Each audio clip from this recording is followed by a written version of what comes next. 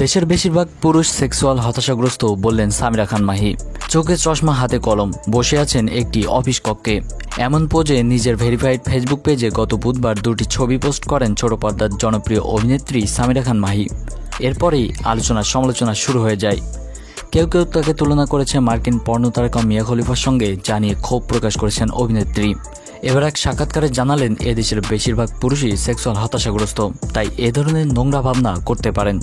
দেশের এক সংবাদ মাধ্যমের সঙ্গে কথোপকথনে এসব কথা বলেন মাহি।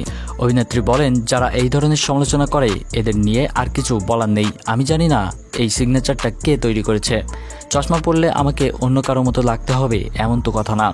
আসলে আমার কাছে মনে হয়েছে আমাদের দেশে বেশিরভাগ পুরুষ সেক্সুয়ালি হতাশাগ্রস্ত বলেই রিডিং গ্লাস পরা এরকম ছবি দেখে তাদের মনে হয়েছে এটা ওই রকম। এছাড়া আমি কোনো কারণ খুঁজে পাই না।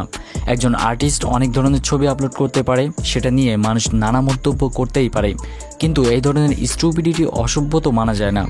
দেশের অধিকাংশ পুরুষকে সেক্সুয়ালি হতাশাগ্রস্ত উল্লেখ করে মাহি আরও বলেন, এর আগে আমার বর্ণ নিয়ে, পরনের কাপড় নিয়ে অকারণে সমালোচনা করেছে।